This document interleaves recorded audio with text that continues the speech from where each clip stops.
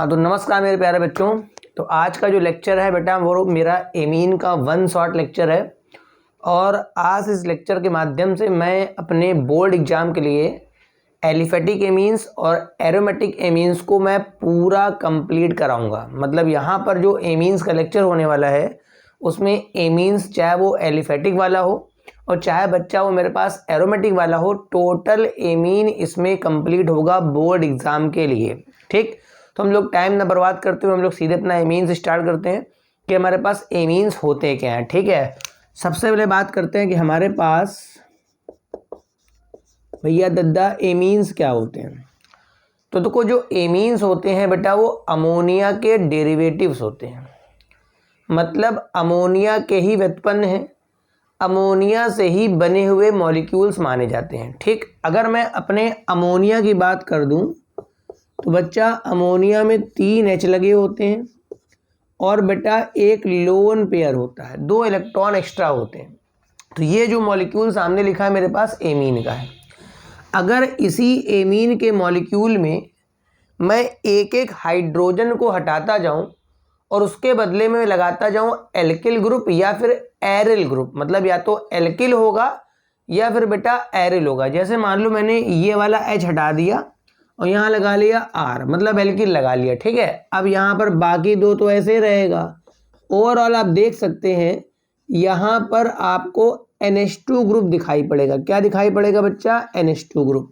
फिलहाल अमोनिया के नाइट्रोजन के बदले अगर आप R लगा देंगे तो वो एमीन बन जाएगा। और जब आपको NH2 अपने एमीन में NH2 दिखेगा तो उसे बेटा मैं नाम दूंगा प्राइमरी एमीन। क्या नाम देने वाला हूं बच्चा?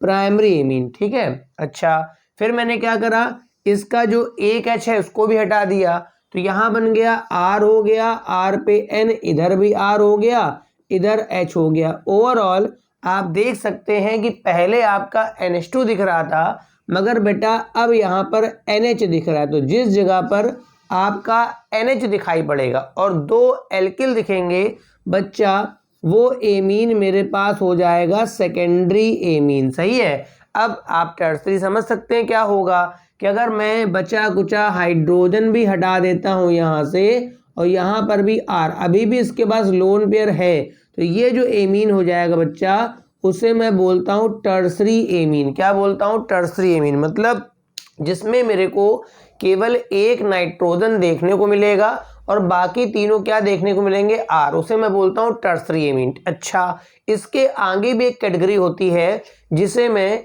क्वार्टरनेरी अमोनियम सॉल्ट बोलता हूं। क्या बोलता हूं बच्चा? क्वार्टरनेरी अमोनियम सॉल्ट। इसका जो नाइट्रोजन होता है ये सफिशिएंट न्यूक्लियोफिलिक होता है। ठीक है, और किसी भी एल्किल से अटैच हो जाता है। ठीक, अगर मैं इसके लोन पेयर का इस्तेमाल करके एक चौथा बॉन्ड बना लूं और वहां पर भी R लगा लूं, मतलब R, N पे R, इधर भी R और इधर भी R, तो देखेंगे इस N पे प्लस होगा तो इसके बगल में कोई ना कोई माइनस भी यहाँ पर आया होगा। ठीक है, तो ये जो होता है बच्चा इसे मैं बोलता हूँ क्वार्टरनेरी। इसे मैं क्या बोलता हूँ बच्चा? क्वार्टरनेरी सॉल्ट बोलता हूँ। ठीक है, तो आपने स्टार्टिंग करी बेटा पहले अमोनिया से। अमोनिया का मैंने एक H कम करके एक R लगा दिया तो मेरा बन गया प्राइमरी एमीन, 2 R हो गया। तो ऐसे मत देखिए, आप देखिए जब तक NH2 दिखेगा आप बोलेंगे प्राइमरी एमीन, जब आपका NH दिखेगा आप बोलेंगे सेकेंडरी एमीन, जब आपका N दिखेगा आप बोलेंगे टर्सरी एमीन, जब आपका N पे प्लस दिखेगा आप बोलेंगे क्वार्टरनेरी अमोनियम सॉल्ट। अच्छा, ये तो बात हो गई मेरे एलिफेटिक एमीन्स की। अगर मैं H के बदले यहाँ AR लगा दूं और ऐसे NH2 कर दूं, ठीक है, मतलब ये बेंजीन रिंग पे अगर NH2 हो जाए, मतलब इसको ऐसे लिख देता हूं, ये मेरे पास बेंजीन रिंग, AR का मतलब बेंजीन हो गया और मेरे पास यहाँ पर NH2। तो ये जो सामने मैंने लिख दिया है ये बेटा आपका एरोमेटिक एमीन्स हैं। तो आपको 2 प्रकार के एमीन्स, बोर्ड लेवल की बात करें तो 2 प्रकार के पढ़ने हैं आपको। एलिफेटिक एमीन्स में मोस्टली प्राइमरी, सेकेंडरी, टर्सरी, और इसमें जो मेरे को पढ़ना है बेटा एरोमेटिक एमीन में, इसको मैं एनिलीन के नाम से जानता हूँ। किस नाम से जानता हूँ बच्चा? एनिलीन। मतलब ये जो बेंजीन के ऊपर अगर NH2 होगा तो इसे मैं जानता हूँ बेटा एनिलीन। ठीक है, इतना फटाफट आप क्लासिफिकेशन नोट कर लीजिए। ये मेरे पास एमीन्स का शुरुआती क्लासिफिकेशन हो गया। अब बात करते हैं अगर इनके नॉमेनक्लेचर की बात करी जाए, ठीक है, कि भाई हम लोग एमीन्स का नॉमेनक्लेचर कैसे करते हैं, ठीक है। तो वो भाई नॉमेनक्लेचर सबके वही दो प्रकार के होते हैं, एक कॉमन नेम हो गया, एक बेटा आईयूपीएसी नेम हो गया, ठीक है। तो पहले हम लोग बात कर लेते हैं पहले कॉमन नेम की। फॉर एग्जाम्पल अगर आपके पास लिखा है, मैं पहले बात कर लेता हूँ बच्चा कॉमन नेम की। कौन से नेम की बात कर रहा हूँ? कॉमन नेम की बात कर रहा हूँ। और उधर बगल में मैं बच्चा बात कर लूँगा अपने आईयूपीएसी नाम की बात कर लूँगा, ठीक है। बात समझ में आ रही है कि ना सर? आ रही है। आप आगे बढ़िए, ठीक है। बढ़ रहा हूँ भाई, आगे बढ़ रहा हूँ भाई, बढ़ने तो दो मेरे को आगे, ठीक है। तो अगर मैं लिखता हूँ यहाँ CH3NH2, सिंपल सा नाम है, आप जो लगा वही लिख दो। इसका नाम है मेथिल एमीन। क्या नाम बोल सकते हैं बच्चा इसका? मेथिल दिख रहा है, और मैं इसको आगे बोल दूंगा एमीन। अगर लिखा है आपका C2H5NH2 लिखा हुआ है तो बच्चा इसे मैं बोल दूंगा एथिल एमीन। क्या बोल दूंगा बच्चा? एथिल एमीन, ठीक है। अगर आपके पास सेकेंडरी में कुछ आ जाए, मान लीजिए NH अगल बगल मेथिल हो गया, अगल बगल क्या हो गया? मेथिल, ठीक है। आप देख सकते हैं सेकेंडरी एमीन है तो दो मेथिल लगे हैं, तो मैं बोल दूंगा डाई के बाद बोल दूंगा मेथिल, और फिर क्या बोल दूंगा? एमीन। अगर मान लो एक तरफ वो मेथिल कर दे, एक तरफ वो एथिल कर दे, ठीक है। अब क्या लिखना है? अल्फाबेटिकली चले जाना। कैसे चले जाओगे? अल्फाबेटिकली चले जाओगे, समझ रहे हो? यहाँ पर पहले एथिल आएगा, बाद में मेथिल आएगा। मतलब पहले मैं लिखूंगा एथिल, पहले मैं क्या लिखूंगा? एथिल, फिर मैं लिखूंगा मेथिल, और उसके बाद मैं लिख दूंगा एमीन। तो ये जो मेरे पास जो मैंने लिखे हैं ना बेटा, ये कॉमन नेम है। जैसे हर घर के भी बच्चे के दो नाम होते हैं, एक घर का नाम होता है, एक बेटा कॉलेज का नाम होता है। घर का नाम चिंटू है, कॉलेज का नाम बड़ा चौकस सा कोई बढ़िया बोझ अपना देख दाग के ये नाम रखा, ठीक है। तो वैसे दो ठो नाम होते हैं, कॉमन नेम, आईयूपीएसी। आईयूपीएसी कैसे करेंगे? अगर मेरे पास प्राइमरी एमीन है तब तो कोई दिक्कत ही नहीं। जैसे मान लो ये मैंने लिखा CH3 और ये लिखेगा NH2। पहले मैं लिखूंगा पूरा मेथन लिखूंगा। वैसे होता तो मेथेन है, चेन बेटा एक की बनेगी, तो पहले लिखूंगा मेथन। मैं लिखूंगा मेथन। अब चूंकि एमीन में ए आ रहा है तो मेथेन मैंने मेथन लिख दूं पहले, METHAN, ठीक है। लिखना तो मेथेन चाहिए था, मगर इसका जो सफिक्स होता है वो एमीन होता है, तो बस एन का ई हट गया, तो बाकी एमीन जोड़ दीजिए आगे। इसका नाम क्या है? मेथेनेमीन, ठीक है। अगर आपने यहाँ ले लिया C2H5NH2 कर लिया बच्चा, है ना, इस तरह, तो यहाँ चेन कितने की बनेगी बेटा? 2 की बनेगी, ठीक है। 2 वाले का नाम क्या होगा? एथन, और आगे एमीन। मैं आखिरी का ई क्यों हटा रहा हूँ? क्योंकि जिनके में AEIOU होता है उसमें आपका ई कट जाता है, ठीक है। तो ये इसका नाम हो गया एथन हो गया, प्लस क्या हो गया? इसका नाम एमीन। ये तो प्राइमरी एमीन के लिए हो गया। किसके लिए हो गया? प्राइमरी। अगर सेकेंडरी एमीन देता है, मान लो CH3NH, CH3, अब देखो इसमें बेटा चेन तो बन नहीं पाएगी, इसमें क्या नहीं हो पाएगा बेटा? चेन नहीं बन पाएगी। तो आप क्या करेंगे? एक तरफ को चेन मान लेंगे, एक तरफ को एल्किल मान लेंगे। मान लो मैंने ये चेन मान ली, इसको मान ली चेन। अभी दोनों तरफ एक एक कार्बन की चेन है, तो आप किसी को मान लीजिए। अगर कार्बन कम ज्यादा होते हैं तो जिसमें ज्यादा कार्बन हो गए उसको मैं बड़ी चेन मानूंगा, मेन चेन मानूंगा, ठीक है। तो बताओ अब यहाँ पे इसको मेरे को बोलना पड़ेगा मेथिल। क्या बोलना पड़ेगा? मेथिल। तो ये मेथिल N पे जुड़ा है, तो यहाँ एक स्पेशल बात होती है, आप लिखेंगे N मेथिल लिखेंगे। पहले क्या लिखेंगे? N मेथिल, ठीक है। अब ये तो N मेथिल हो गया। अब इसके लिए एक कड़ के लिए आएगा मेथन। क्या आएगा? मेथन। और मेथन के आगे आप क्या जोड़ लेंगे? मेथन के आगे एमीन जोड़ देंगे, ठीक है। अगर ये ऐसे लिखा होता CH3NH और इधर होता CH2 CH3, अब देखिए यहाँ पर ये 2 कार्बन है, एक तो चेन बड़ी बेटा इधर की बनेगी, है ना, चेन बेटा बड़ी इधर की बन जाएगी, ठीक है। तो ये फिर से मेरे पास मेथिल आ गया, तो N पे मैं लिख देता हूँ मेथिल। N पे क्या लिख देता हूँ? मेथिल। अब की बार 2 की चेन का नाम होगा एथन, तो ये हो गया एथन। मैंने एथन लिख दिया, फिर लास्ट में भी जोड़ दूंगा एमीन, ठीक है। अगर मेरे पास टर्सरी एमीन आ जाए, मान लो यहाँ पर मैंने CH3 लिख दिया बच्चा, इधर भी N, इधर भी CH3, इधर। अब देखो चेन तो बेटा एक ही बनाओगे, चेन तो 2 बनाओगे नहीं। अच्छा, इसमें भी एक कार्बन, इसमें भी एक कार्बन, उसमें भी, तीनों में जब एक एक कार्बन आपका चल रहा है बेटा, तो चेन तो बेटा एक ही कार्बन की बनेगी। मैंने ये कार्बन की चेन बना ली, मगर अब की बार मेरे पास 2 एल्किल है तो दोनों का नाम मेरे को बोलना पड़ेगा। तो पहला भी मेथिल है और दूसरा भी मेथिल है, तो मैं बोलूंगा N, ऐसे N, फिर बोलूंगा डाई मेथिल। क्या बोल दूंगा बच्चा? Dimethyl. भाई 2 मेथिल लगे ना। अच्छा, इसमें चेन कितने की बनेगी? 1 की। तो ये हो गया मेथन। कुछ को तो लेथन लग रही होगी। अरे मेथन है बच्चा, लेथन नहीं है, मेथन है। मेथन और आगे क्या है बेटा? एमीन। तो ये मेरे पास इनका नॉमेनक्लेचर आपका हो गया। ठीक है, अब हम लोग बात कर लेते हैं कि हमारे पास जो एमीन्स हैं इनके बनाने के हमारे पास कौन कौन से मेथड्स हैं। पहले हम लोग बात करेंगे अपने एलिफेटिक एमीन्स को बनाने के लिए। पहले हम लोग बात किसकी करेंगे बच्चा? एलिफेटिक एमीन्स को बनाने के लिए। ठीक है, फिर हम लोग बात करेंगे अपने बच्चा एरोमेटिक एमीन्स की बनाने की। पहले एलिफेटिक एमीन्स कंप्लीट करेंगे हम लोग, बाद में हम लोग करेंगे अपना एरोमेटिक एमीन्स। ठीक है, तो हेडिंग डाल दीजिए MOP। ठीक है, MOP डाल दीजिए। ठीक है, MOP का मतलब आप अच्छी तरह समझते होंगे कि मेरे पास मेथड ऑफ प्रिपरेशन भाई प्राइमरी एमीन्स बनाने हैं, कहीं कहीं सेकेंडरी एमीन्स बनाने हैं, कहीं कहीं टर्सरी बनाने हैं। बात समझ रहे हैं? तो तीनों प्रकार के एमीन्स बनाने हैं। तो पहला मैं डाल देता हूं फ्रॉम एल्किल हैलाइड। बच्चा एल्किल हैलाइड से मेरे पास एमीन्स बन जाते हैं। आप एल्किल हैलाइड्स अब तक सीख चुके होंगे बेटा। RX होता है और RX का जो हेलोजन होता है वो इलेक्ट्रोनेगेटिव होता है, इस वजह से वो लगातार इलेक्ट्रॉन खींचता है बेटा, और R पे आता है पॉजिटिव चार्ज, है ना। और जब R पे आएगा पॉजिटिव चार्ज तो वहाँ पे वो बन गया इलेक्ट्रोफिलिक सेंटर बन गया। ठीक है, तो वहाँ पर कोई ना कोई न्यूक्लियोफाइल आके हमला करेगा और मेरे को N का न्यूक्लियोफाइल चाहिए, तभी तो एमीन बनाओगे। तो N का न्यूक्लियोफाइल अमोनिया से अच्छा क्या है? तो देखो भाई, मैं यहाँ पर जनरलाइज RX लेके चलूंगा। क्या लेके चलूंगा? RX एल्किल हैलाइड हो गया। इसको दूंगा मैं अमोनिया, तो अमोनिया में N पे 3 H हैं। सभी बच्चे जानते होंगे N के पास लोन पेयर होता है जो यहाँ अटैक करेगा और X को बाहर निकाल देगा। मगर जब ये अपने लोन पेयर से अटैक करेगा तो N पे चार्ज आ जाएगा पॉजिटिव। वो अपना पॉजिटिव कैसे पूरा करेगा? एक H के बॉन्ड को ब्रेक कर लेगा। ये H और ये X माइनस का बहुआ HX बाहर निकल जाएगा और NH2 जाके जुड़ जाएगा, तो ये हो जाएगा RNH2। यहाँ पर ये प्राइमरी एमीन बन गया। क्या बन गया?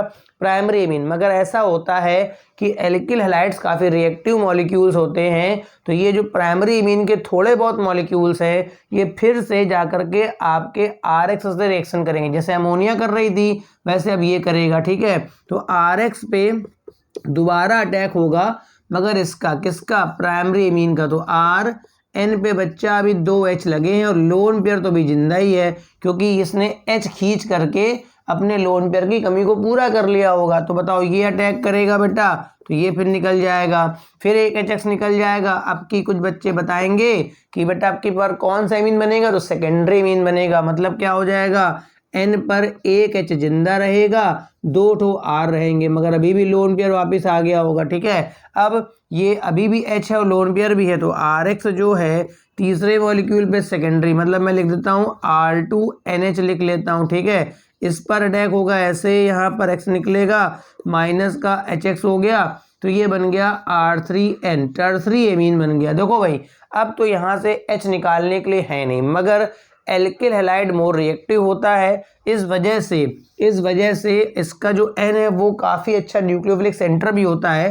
तो ये RX पे दोबारा अटैक करेगा, X को बाहर करेगा, अब की बार बन जाएगा R4। तो N पे बहुआ प्लस करना पड़ेगा और बगल में करना पड़ेगा X माइनस, क्योंकि अब की बार कोई हाइड्रोजन है नहीं, तो यहाँ बनेगा क्वाटरनरी सॉल्ट, जो मैंने भी थोड़ी देर पहले आपको सिखाया था। मतलब यहाँ पर अगर मैं एल्किल हैलाइड से अगर अमोनिया की रिएक्शन कराता हूँ ना, अगर मैं एल्किल हैलाइड से अमोनिया की रिएक्शन कराता हूँ तो वहाँ पर primary plus secondary plus tertiary plus quaternary का क्या बनेगा? मिक्सचर बनेगा। ठीक है, primary secondary tertiary plus quaternary का क्या बनेगा? मिक्सचर बनेगा। ठीक है, अच्छा मिक्सचर वैसे हम लोग मोस्टली बनाते नहीं हैं, मगर हमारे पास एमीन्स को अलग करने के लिए एक आगे मेथड आएगा जिसे मैं बोलूँगा हिंसबर्ग मेथड। क्या बोलूँगा बेटा? हिंसबर्ग मेथड बोलूँगा, समझ गए। तो वो बड़ा इंपॉर्टेंट मेथड है एमीन के सेपरेशन का। तो पहला मेथड तो ये हो गया कि अगर हम एल्किल हैलाइड पर अमोनिया गैस पास करेंगे तो मेरे पास एमीन्स का मिक्सचर बन जाता है, ठीक है। अच्छा, दूसरा मेथड भी बिल्कुल ऐसा ही है, मगर वहाँ पर प्राइमरी, सेकेंडरी और टर्सरी एमीन तो बेटा बन जाता है, मगर वहाँ पर क्वाटनरी एमीन नहीं बनता। क्या नहीं बनता बच्चा? क्वाटनरी एमीन नहीं बनता, क्योंकि वो रिएक्शन एल्कोहल से होती है। तो सेकंड नंबर पे हम लोग लिख सकते हैं फ्रॉम एल्कोहल, मतलब किसे लिख सकते हैं? एल्कोहल। अच्छा, एल्कोहल और एल्किल हैलाइड में थोड़ा डिफरेंस है, ठीक है। क्योंकि एल्कोहल का जो OH होता है वो इतना अच्छा लीविंग ग्रुप नहीं होता है जितना अच्छा एल्किल हैलाइड का हेलोजन होता है। तो लास्ट स्टेप में आपका टर्सरी एमीन तक तो बनेगा, मगर क्वाटनरी एमीन नहीं बन पाएगा। प्लस एल्कोहल का जो O है वो इतना अच्छा न्यूक्लियोफिलिक नहीं है जितना अच्छा नाइट्रोजन का N है, ठीक है। तो देखो, अगर मैं लेता हूँ एल्कोहल, मैंने एल्कोहल ले लिया और रिएक्शन कराता हूँ अमोनिया, तो N लिख लिया, ये H लिख लिया, H लिख लिया, H। आप सबको ये समझ में आ रहा होगा कि N यहाँ पर अटैक करेगा, ठीक है। तो यहाँ से OH को बड़ी मुश्किल से निकलता है, ठीक है। इस वजह से मेरे को यहाँ एल्यूमिना लेना पड़ता है और इसको लगभग 350 डिग्री सेल्सियस तक गर्म करना पड़ता है, तब जाके यहाँ का OH और फिर वहाँ का H, ऐसे पानी, जो एल्यूमिना होता है वो डिहाइड्रेटिंग एजेंट भी होता है, उसको पानी निकाल लेता है। क्या निकाल लेता है? पानी निकाल लेता, समझे।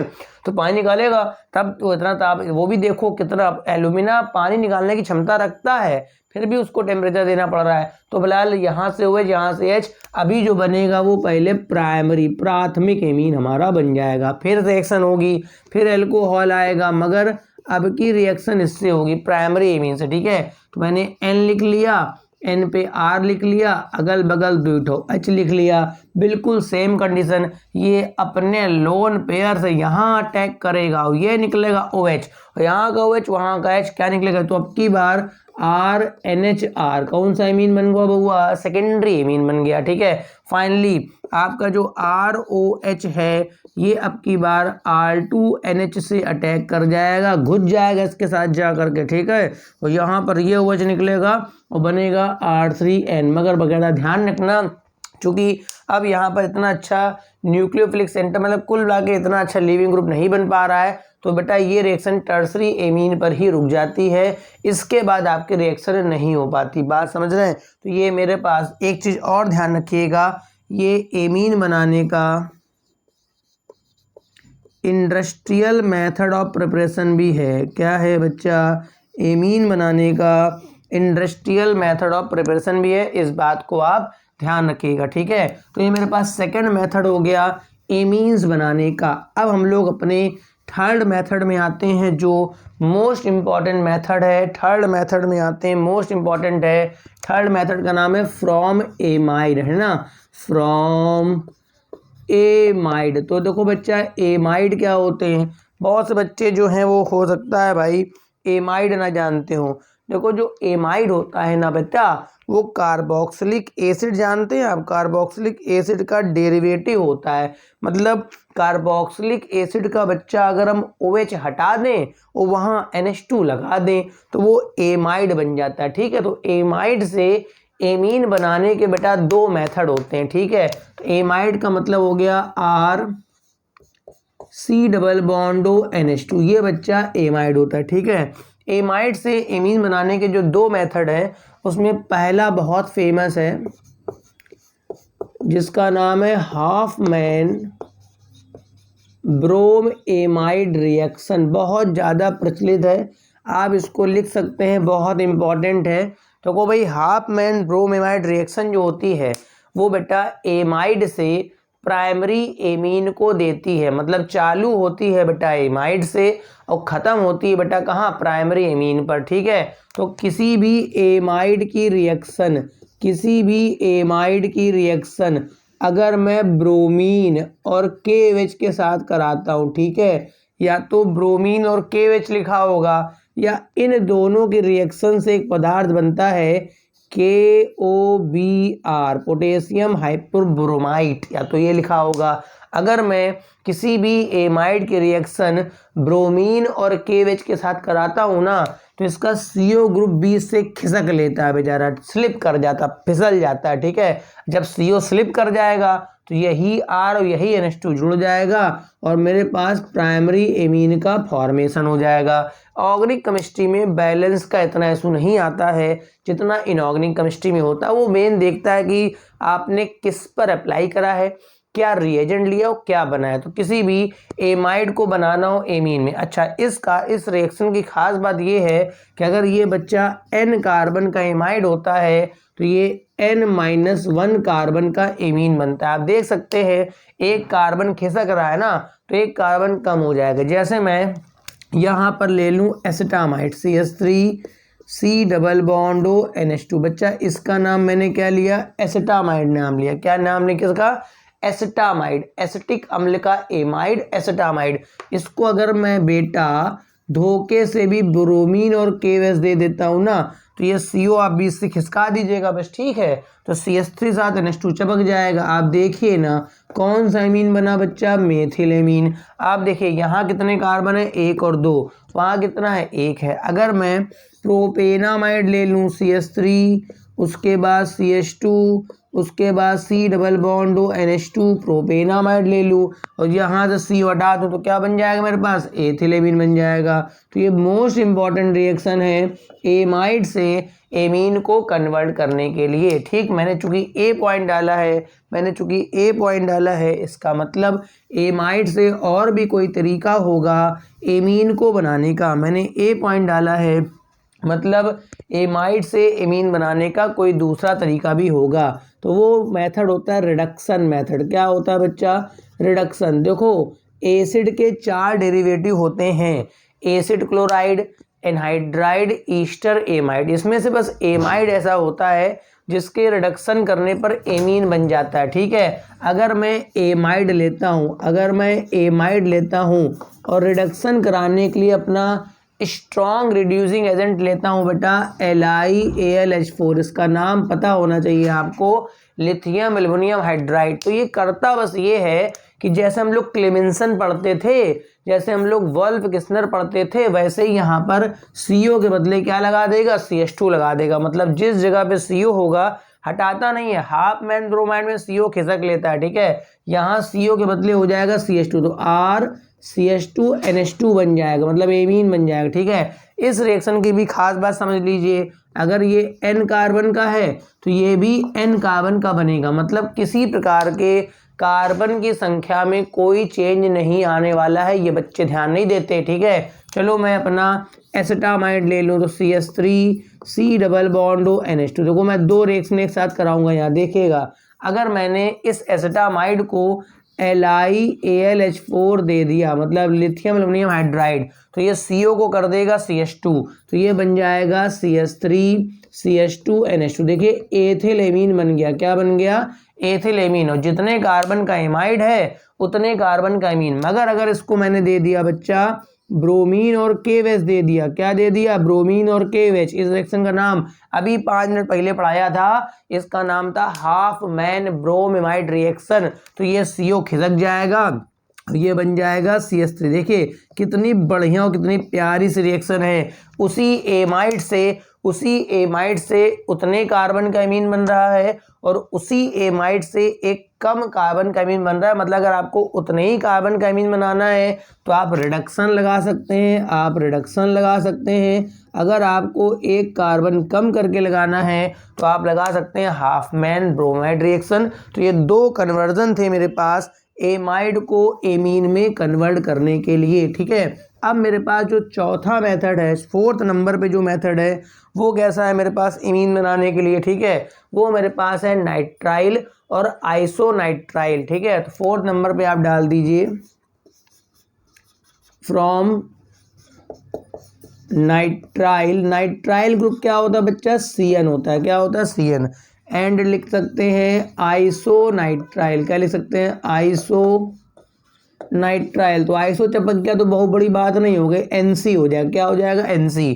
तो देखो अगर मेरे पास नाइट्राइल दिया है या मेरे पास आइसोनाइट्राइल दिया है, ठीक है, तो उनका अगर मैं रिडक्शन कराता हूँ, उनका भी क्या कराता हूँ बच्चा, रिडक्शन कराता हूँ, तो वहाँ पर भी मेरे पास एमीन बनेगा। दोनों में इतना फ़र्क आएगा कि अगर मैं इसका रिडक्शन कराऊंगा तो इसमें एन इधर लिखा होगा तो बनेगा प्राइमरी एमीन, इसमें चूंकि एन बीच में लिखा होगा तो बनेगा सेकेंडरी एमीन। फॉर एग्जाम्पल मैंने लिया CH3C ट्रिपल बॉन्ड N और इसको, ये मेरे पास मेथिल साइनाइड है और इसको मैं देता हूँ LiAlH4। रिडक्शन के लिए आप इसी का इस्तेमाल करें, जबरदस्त रिड्यूसिंग एजेंट होता है, किसी को भी नहीं छोड़ता, ठीक है। तो आपको ये ध्यान रखना है 4 H ऐड होने, कितने ऐड होने, 4। भाई ट्रिपल बॉन्ड है ना, तो 2 H यहाँ पे ऐड कर देंगे, 2 आप यहाँ पे ऐड कर देंगे। भाई जब यहाँ 2 ऐड करोगे तब तो NH2 बनेगा, N की वैलेंसी भी तो 3 पूरी होनी चाहिए ना, तो यहाँ पर हो जाएगा बच्चा CH3, ये हो जाएगा CH2, ये हो जाएगा NH2, ठीक है। तो ये देख सकते हैं आप मेरे पास एथिल एमीन बन गया। तो वो कार्बन में तो कोई दिक्कत भाई नहीं, जितने कार्बन पहले तो उतने कार्बन बाद में। हाँ, अगर मैं यहाँ लेता हूँ CH3N ट्रिपल बॉन्ड C और इसको भी देता हूँ बच्चा LiAlH4 और यहाँ देता हूँ 4H, तो देखो यहाँ पर N चूंकि बीच में लग गया है, N चूंकि बीच में लग गया है, 4H यहाँ पर भी जोड़ते हैं। थोड़ा दिमाग बता रहा हूँ, ज्ञान बता रहा हूँ कि देखो 4H जोड़ने। अब N को मैं 2 नहीं दे सकता क्योंकि N बीच में है ना, तो अगल बगल 2 बॉन्ड होंगे और 2 तुम H दे दोगे तो 4 बॉन्ड हो जाएंगे, तो प्लस वाला हिसाब किताब कौन रखेगा। तो यहाँ पर इसको 1 दो, इसको 3 दे दो, तो ये मैं इसको देता हूँ 1, तो ये हो जाएगा NH, उसको देता हूँ 3, तो ये हो जाएगा CH3। आप देख सकते हैं इस वाले रिडक्शन में क्या आ गया, NH2। मैंने कहा था प्राइमरी एमीन की पहचान NH2 होती है, ठीक है। इस वाले में क्या आ गया बच्चा, NH आ गया। ये कौन सा एमीन बन गया, सेकेंडरी एमीन, ठीक है।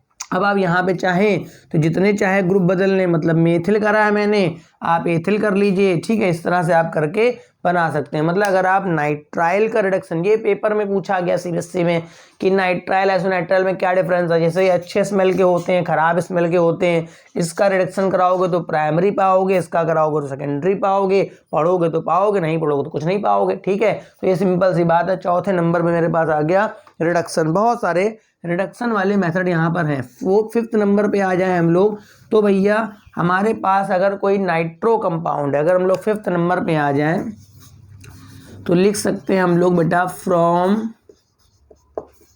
Nitro compound. क्या लिख सकते हैं बच्चा, from nitro compound. Nitro compound में क्या होता है बेटा, NO2 होता है। क्या होता है, NO2। देखो ये बड़ी फेमस रिएक्शन है कि अगर हम किसी भी नाइट्रो कंपाउंड का रिडक्शन करा दें, अगर हम किसी भी नाइट्रो कंपाउंड का रिडक्शन करा दें बेटा, तो मेरा एमीन बनके तैयार हो जाता है, ठीक है।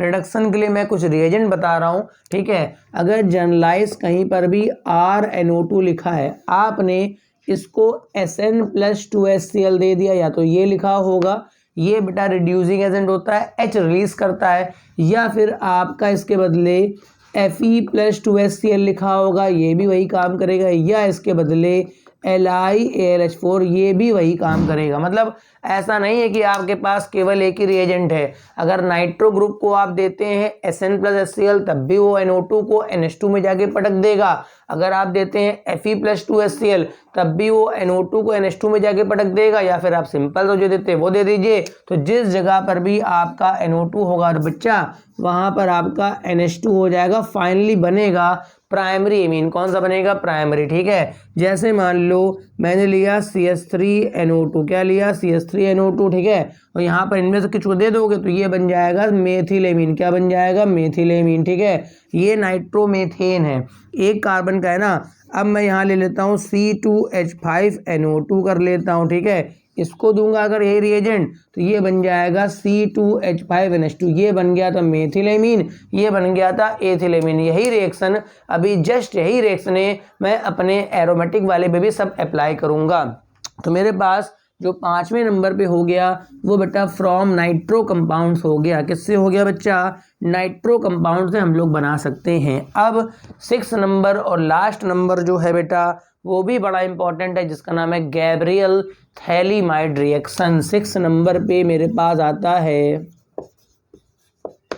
गैब्रियल थैलीमाइड रिएक्शन, ठीक है। ये भी भैया बड़ी इंपॉर्टेंट रिएक्शन है, पेपर में पूछी जाती है। तो हमारे पास इसमें हमें रिएक्शन के साथ साथ थोड़ी सी मैकेनिज्म का भी ध्यान रखना पड़ेगा। रिएक्शन के साथ साथ थोड़ी सी मैकेनिज्म भी मेरे को बतानी पड़ सकती है यहाँ पर, ठीक है। तो गैब्रियल थैलीमाइड रिएक्शन क्या होता है बता रहा हूँ। इसमें मेरे पास एक कंपाउंड होता है जिसका नाम होता है थैलीमाइड। क्या होता है बेटा? थैलीमाइड। तो मैं स्ट्रक्चर बना दूँ, मेरे पास इस तरह से बेंजीन बनी होती है, यहाँ होता है C डबल बॉन्ड O, यहाँ होता है C डबल बॉन्ड O, बीच में होता है नाइट्रोजन एक लोन पेयर के साथ और एक H लगा होता है, ठीक है। ये जो मैंने यहाँ सामने मॉलिक्यूल लिखा है आपके स्क्रीन पर, आपके मोबाइल के स्क्रीन पर दिख रहा होगा, इसे मैं बच्चा थैलीमाइड बोलता हूँ। क्या बोलता हूँ बेटा? थैलीमाइड। थैलीमाइड का जो हाइड्रोजन होता है वो नेचर में एसिडिक होता है, क्योंकि मोस्टली N और O पे लगे H एसिडिक होते हैं। तो पहले मैं क्या करता हूँ, उसको बेस देता हूँ, बेस के रूप में इसको देता हूँ K, ठीक है। तो एसिड बेस, तो बेटा एक 9th के बच्चे को पता है सॉल्ट बनता है। क्या बनता है? सॉल्ट। ये OH माइनस यहाँ से H+ निकाल लेगा, इस बॉन्ड के इलेक्ट्रॉन नाइट्रोजन भैया को मिल जाएंगे, जिससे नाइट्रोजन भैया पे निगेटिव चार्ज आ जाएगा। नाइट्रोजन पे निगेटिव चार्ज आने की वजह से उसका न्यूक्लियोफिलिक नेचर बढ़ जाएगा, उसकी न्यूक्लियोफिलिसिटी बढ़ेगी, वो जल्दी कहीं अटैक करेगा, ठीक है। फाइनली क्या हो गया? ये सॉल्ट बन गया। क्या बन गया? सॉल्ट। बेंजीन ऐसे रहा, C डबल बॉन्ड ऐसे रहा, C डबल बॉन्ड ऐसे रहा। यहाँ नाइट्रोजन के पास एक लोन पेयर पहले से था, एक अभी अभी आ गया, तो यहाँ हो गया निगेटिव, बगल में चिपक गया K पॉजिटिव, ठीक है। अब इस जो मेरे पास सॉल्ट बन गया है, इसको मैं RX दूंगा। क्या दूंगा बच्चा? RX। RX आप अच्छी तरह जानते हैं कि RX जो होता है बेटा वो एल्काइल हैलाइड्स होते हैं। क्या होता है बेटा? RX बेटा क्या होते हैं? एल्काइल हैलाइड्स होते हैं। तो यहाँ पर होता है पॉजिटिव, यहाँ क्या होता है? निगेटिव। तो ये यहाँ अटैक करेगा, X को बाहर कर देगा, X माइनस K को लेके चला जाएगा, तो माइनस का KX बाहर। ये R यहाँ पे मेरा टारगेट है चिपकाना, ये R मेरे को लगाना है यहाँ। तो ये रिंग आपकी ऐसे रहेगी, उसके बाद C डबल बॉन्ड ऐसे रहेगा, C डबल बॉन्ड यहाँ N रहेगा, और ये R चिपक गया। मतलब ये बन गया थैलीमाइड का एल्किल डेरिवेटिव। क्या बन गया बच्चा? थैलीमाइड का एल्किल डेरिवेटिव बन गया, ठीक है। अब मैं इसकी करा दूंगा हाइड्रोलिसिस करा दूंगा। क्या करा दूंगा बेटा? हाइड्रोलिसिस करा दूंगा, पानी डाल दूंगा इसके सपनों में, ठीक है। तो ये हो जाएगा HOH, एमाइड वाला बॉन्ड टूट जाता है। कौन सा बॉन्ड टूट जाएगा? ये CO के बगल में एनेमाइड ऐसे टूटेगा, यहाँ पर भी HOH ऐसे एमाइड वाला बॉन्ड टूट जाएगा, ठीक है। जब ये टूटेगा तो इधर OH इधर OH, तो मेरे पास एक बनेगा थैलिक एसिड। क्या बनेगा बच्चा? थैलिक एसिड, COOH बनेगा, COOH। अब जरा थोड़ा सा देख लो बेटा, ये H इस N पे, ये H भी इस N पे, तो ये बन जाएगा NH2। क्या बन जाएगा? NH2। तो बन गया RNH2। क्या बन गया? RNH2। क्या बन गया बेटा? प्राइमरी एमीन बन गया, ठीक है। अब आपको बनाना है यहाँ मेथिलेमीन। क्या बनाना है आपको? मेथिलेमीन। क्या बनाना है आपको? मेथिलेमीन। क्या करोगे यार? इस जगह बस CH3 कर लो, इस जगह कुछ भी कर लो, R के बदले मेथिल, R के बदले मेथिल, तो बन जाएगा मेथिलेमीन। अगर पेपर में आ गया भैया मेरे चाचा मेरे गैब्रियल थैलीमाइड से एथिलेमीन, हाँ प्राइमरी एमीन बन पाएगा। इससे जो एमीन बनेगा बेटा कौन सा बनेगा? प्राइमरी एमीन बनेगा, सेकेंडरी नहीं बनता, ठीक है। अगर आपको बनाना है एथिलेमीन तो सीधी सी बात है कि आप एथिलेमीन का क्या करेंगे? इस जगह पे R इस्तेमाल कर लेंगे और आप बना लेंगे एथिलेमीन। इसका आप स्क्रीनशॉट ले सकते हैं फटाक से। तो बेटा ये मेरे पास एमीन्स बनाने के सारे मेथड्स हो गए। अब हम लोग बात कर लेते हैं अपने कि हमारे पास जो एमीन्स होते हैं बच्चा, उनकी फिजिकल प्रॉपर्टीज हमारे पास एमीन्स की क्या क्या हैं, ठीक है। तो आपको एमीन्स की फिजिकल प्रॉपर्टीज पता होनी चाहिए, ठीक है ना। जैसे हम लोग हेडिंग डाल लेते हैं पहले फिजिकल प्रॉपर्टीज ऑफ एमीन्स, ठीक है। तो पहला पॉइंट तो ये ध्यान रखने वाला है कि C1 से लेके C6 तक जो भी मेंबर्स होते हैं, क्या कहा मैंने? C1 से लेके C6 मतलब 6 कार्बन तक के जो एमीन्स होते हैं बच्चा, वो मोस्टली गैस फॉर्म में होते हैं। किस फॉर्म में होते हैं? गैस फॉर्म में। मतलब 1 कार्बन से लेकर के 6 कार्बन तक जो भी एमीन्स होते हैं बेटा वो मोस्टली क्या होते हैं? गैस फॉर्म में, ठीक है। दूसरा पॉइंट, जितने भी एमीन्स होते हैं, जितने भी क्या होते हैं? एमीन्स, चाहे प्राइमरी एमीन हो, चाहे सेकेंडरी हो, चाहे टर्सरी, ये सब के सब हाईली वाटर सल्यूबल होते हैं, जल में बहुत ज़्यादा घुलनशील हैं। कारण क्या है, इनका जो नाइट्रोजन होता है ना वो पानी के साथ हाइड्रोजन बॉन्ड बना लेता है, इंटरमॉलिक्यूलर हाइड्रोजन बॉन्डिंग। अगर हम प्राइमरी एमीन की बात करें तो यहाँ होता है RNH2, ठीक है। अगर हम सेकेंडरी एमीन की बात करें तो यहाँ पर 2 R होता है NH। अगर हम टर्सरी एमीन की बात करें तो यहाँ होता है N और 3 R। तो ध्यान से सुनना, प्राइमरी एमीन, सेकेंडरी और टर्सरी। पहला पॉइंट, तीनों जल में बहुत ज़्यादा घुलते हैं, मगर प्राइमरी एमीन की सॉल्युबिलिटी ज़्यादा होती है, सेकेंडरी एमीन की थोड़ी कम होती है और टर्सरी की थोड़ी और कम। कारण क्या है, जब ये जाता है तो इसका नाइट्रोजन तो H बॉन्ड बनाता है हाइड्रोजन के साथ, मगर इसका जो हाइड्रोजन होता है वो भी H बॉन्ड बनाता है पानी के ऑक्सीजन के साथ। तो इसमें 3 सेंटर H बॉन्ड बनाते हैं, मतलब इसका पानी के साथ 3 जगह इंटरेक्शन होता है, ठीक है। यहां देखो, यहां R तो कोई इंटरेक्शन होगा नहीं, ये हाइड्रोफोबिक होता है, जल से दूर भागता है ये, ठीक है। तो यहां पर ये और ये मिलकर H बॉन्ड बनाएंगे। यहां पर सारी जिम्मेदारी अकेले नाइट्रोजन पर है, एक ही जगह तो H बॉन्ड बना पाएगा। तो तीनों जल में घुलते हैं, तीनों वाटर सॉल्युबल हैं, मगर बच्चा आपको ध्यान ये रखना है कि जो प्राइमरी एमीन है उसकी बच्चा वाटर सॉल्युबिलिटी ज़्यादा होती है इन कंपेयर टू सेकेंडरी और टर्सरी एमीन। अगर आपने एक बार पढ़ लिया पूरा तो इसको पूरा आप रिवाइज कर लीजिए एक बार फटाक से। तो बच्चा आपकी फिजिकल प्रॉपर्टीज ऑफ एमीन्स बेटा कंप्लीट हो गई हैं। अब हम लोग आगे बढ़ते हैं अपने नेक्स्ट सेगमेंट में, जिसका नाम है बेटा केमिकल प्रॉपर्टीज ऑफ एमीन्स, ठीक है ना। और जो बहुत इंपॉर्टेंट सेगमेंट है और हर बच्चे को ये बेटा आना चाहिए कि एमीन्स की बेटा केमिकल प्रॉपर्टीज हम लोग कैसे सॉल्व करते हैं, ठीक है ना। तो हमारे पास जो एमीन्स होते हैं, पहले आप हेडिंग डाल दीजिए chemical properties of amines. Heading पड़ेगी केमिकल प्रॉपर्टीज ऑफ एमीन्स, ठीक है। देखो भाई, एमीन्स की जब भी हम लोग केमिकल प्रॉपर्टीज़ की बात करते हैं तो पहला पॉइंट आता है उसका बेसिक नेचर, जो सबसे ज़्यादा इंपॉर्टेंट है और बेटा बोर्ड एग्जाम पे और कंपटीशन लेवल्स वगैरह में काफ़ी ज़्यादा पूछा जाता है कि एमीन्स के बेसिक नेचर को एक्सप्लेन कर दीजिए, ठीक है ना। तो पहला पॉइंट जो मेरे पास पड़ेगा केमिकल प्रॉपर्टी का, वो मेरे पास हो गया बेसिक नेचर ऑफ एमीन, जो समझना और समझाना अपने आप में थोड़ा कठिन काम रहता है, ठीक है ना।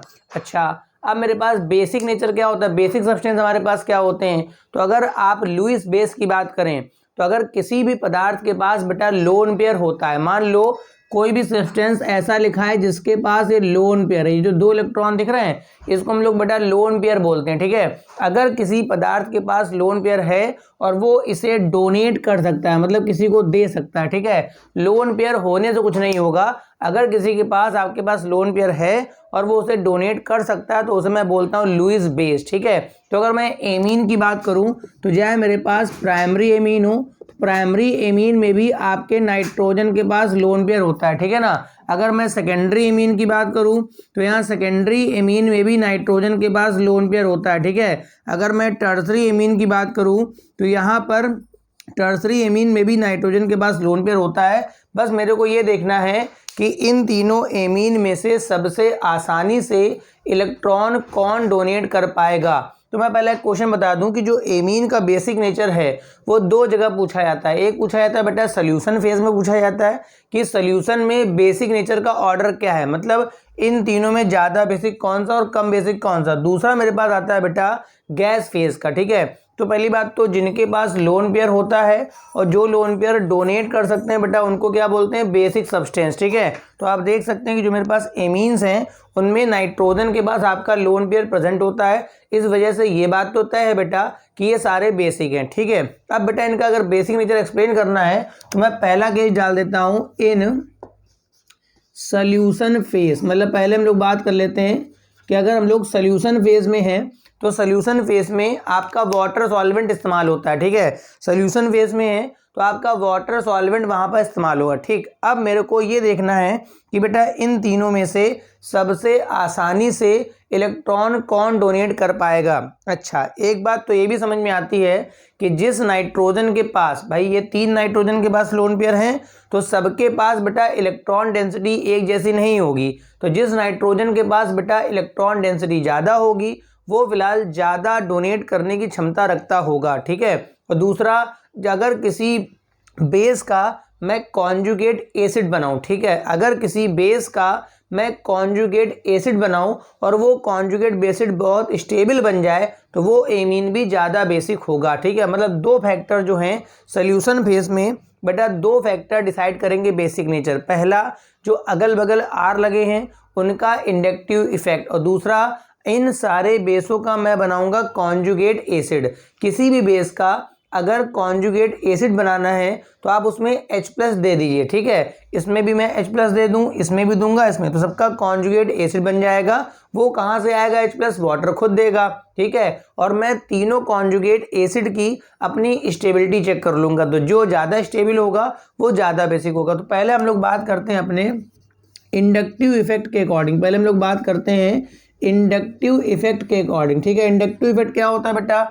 इलेक्ट्रॉन देने वाला होता है या फिर लेने वाला होता है, ठीक है। तो यहाँ पर आप देख सकते हैं पहले में भी R लगा हुआ है, दूसरे में भी 2 R लगे हैं, तीसरे में भी 3 R लगे हैं। देखो भाई, अगर आपको नहीं पता तो मैं बता दूं, जो एल्काइल ग्रुप होता है, एल्काइल ग्रुप वो हमेशा इलेक्ट्रॉन को डोनेट करता है। जो बेटा एल्काइल ग्रुप होता है ना, वो हमेशा बेटा इलेक्ट्रॉन को डोनेट करता है। तो अगर मैं बात करूं इस वाले केस में, तो ये इलेक्ट्रॉन N को डोनेट करेगा। अच्छा, इसके डोनेशन से क्या होगा?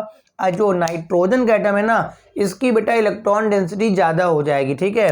अगर मैं सेकेंडरी इमीन की बात करूं तो यहाँ 2 जगह से इलेक्ट्रॉन डोनेट होंगे, तो सेकेंडरी इमीन का जो नाइट्रोजन होगा उस पर इलेक्ट्रॉन डेंसिटी ज़्यादा होगी, ठीक है। अगर मैं टर्सरी इमीन की बात करूं तो भाई 3 R लगे हैं, तो तीनों तरफ से इलेक्ट्रॉन डेंसिटी आएगी।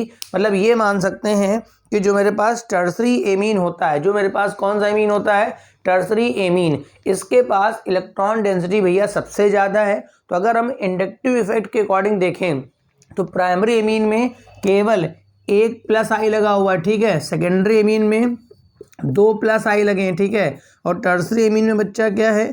3+ I लिखे हैं। तो टर्सरी एमीन में तीनों +I होने की वजह से जो नाइट्रोजन है वो बहुत अधिक इलेक्ट्रॉन रिच हो गया है।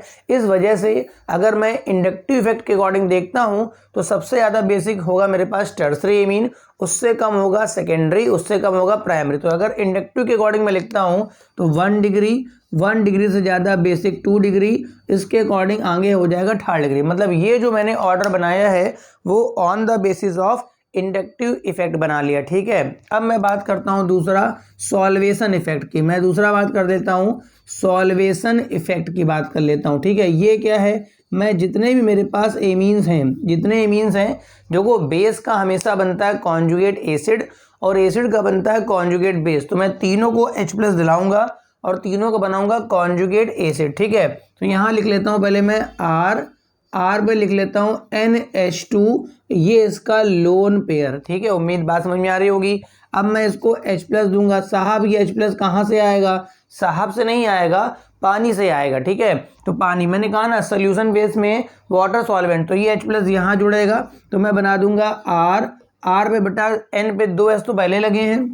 अब यहाँ पर आप देख सकते हैं 3 H हो जाएंगे और इस N पे आपका चार्ज हो जाएगा पॉजिटिव। तो ये बेस है, ये इसका बेटा कॉन्जुगेट एसिड है, ठीक है। जिसका कॉन्जुगेट एसिड ज़्यादा स्टेबल होगा वो एमीन भी ज़्यादा बेसिक आएगा। अच्छा, मैं सेकेंडरी एमीन की बात करूं तो यहाँ हो गया R2NH, ठीक है। अब मैं इसको भी बच्चा H+ दिलवा देता हूँ, ठीक है। जब मैं इसको H+ दिलवाऊंगा तो N पर बेटा 2 R लगे होंगे और 2 बच्चा यहाँ पर H आ जाएंगे, ठीक है। और N पे चार्ज आ जाएगा पॉजिटिव, ठीक है। अब मैं टर्सरी एमीन की बात करूंगा तो यहाँ R3N होगा, N के पास लोन पेयर, इसको भी मैं H+ दिलाऊंगा तो N पर बच्चा 3 R लगे होंगे, बच्चा 3 R लगे होंगे, ये H हो गया और यहाँ पर हो गया पॉजिटिव, ठीक है। अब मैं क्या करूँगा, इन तीनों कॉन्जुगेट एसिड की बेटा स्टेबिलिटी को चेक करूँगा, ठीक है। इन तीनों में जो सबसे ज़्यादा स्टेबल होगा वो इस सॉल्वेशन इफेक्ट के अकॉर्डिंग ज़्यादा बेसिक। अच्छा,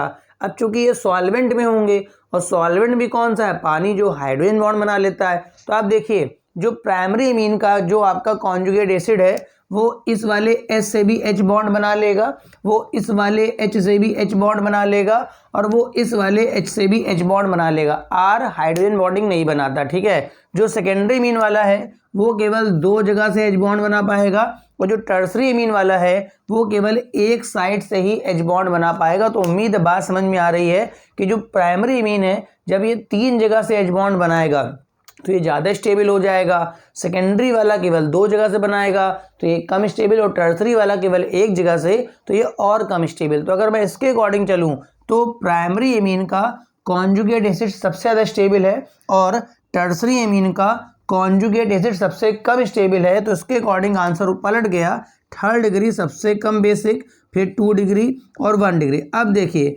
दोनों ही आपके जो इफेक्ट हैं उनसे रिजल्ट उल्टा आ रहा है। अगर आप इंडक्टिव इफेक्ट की बात करेंगे तो सबसे ज़्यादा बेसिक हो रहा है 3rd डिग्री, और अगर आप सॉल्वेशन इफेक्ट की बात करेंगे तो हो रहा है 1 डिग्री। मगर देखिए अब दोनों इफेक्ट को अगर मैं एक साथ कंबाइन कर दूं तो जो रियल ऑर्डर देखा गया है वो ये देखा गया है मेरे पास सबसे कम बेसिक होता है 3rd डिग्री, उसके बाद 1 डिग्री और उसके बाद होता है 2 डिग्री। ठीक है, ये मेरे पास रियल ऑर्डर है। कैंसर ये आपने कैसे लिख दिया?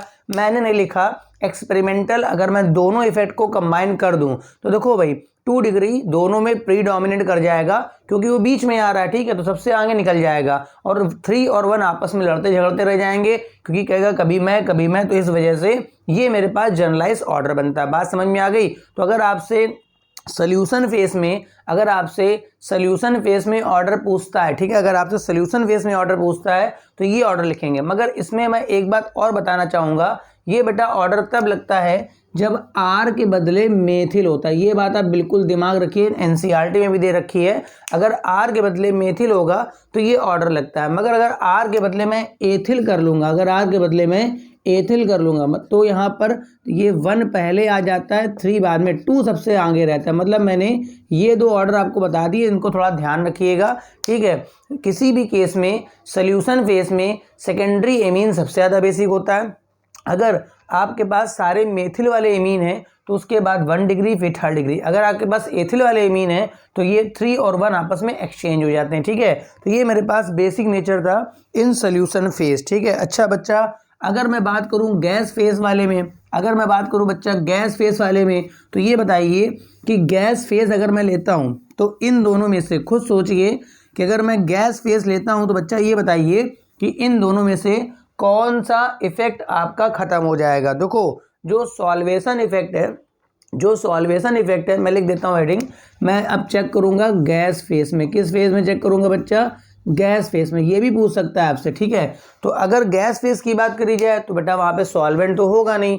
जब बेटा वहां सॉल्वेंट नहीं होगा तो सॉल्वेशन इफेक्ट खत्म हो जाएगा, तो बचेगा केवल कौन सा इफेक्ट? Inductive effect. और इंडक्टिव इफेक्ट की अगर बात करी जाए तो उसके अकॉर्डिंग सबसे पहले आएगा 1 डिग्री, फिर 2 डिग्री, फिर क्या? 3rd degree. तो ये जो ऑर्डर होता है बेटा ये बेसिक नेचर का होता है। मगर ध्यान रखिएगा ये जो ऑर्डर मेरे पास है वो गैस फेज के लिए होता है। यहाँ पर चूंकि सॉल्वेंट नहीं है तो सॉल्वेशन इफेक्ट खत्म हो जाएगा, तो उससे मेरे को कोई मतलब नहीं। बात समझ में आ गई होगी। अब हम लोग बात कर लेते हैं आगे। देखो भाई हमारे पास पता लग गया कि पहला पॉइंट तो बेसिक नेचर हो गया जो मैंने अपने हिसाब से अच्छे से बता दिया। ठीक है, अब दूसरा पॉइंट आ गया, जब बेसिक है तो मैं रिएक्शन विद एसिड करा सकता हूँ। रिएक्शन विद क्या करा सकता हूँ? एसिड। अब खुद सोचिए, अगर एमीन्स बेसिक नेचर के हैं, खुद दिमाग लगाइए, अगर एमीन्स बेसिक नेचर के हैं तो वो एसिड के साथ क्या बनाएंगे? सॉल्ट बनाएंगे। मोस्टली अमोनियम सॉल्ट बनाते हैं। ठीक है, तो अगर मैं कहीं पर भी प्राइमरी एमीन मान लो मैंने RNH2 ले लिया, आपको अच्छी तरह पता है इनके बाद लोन पेयर है।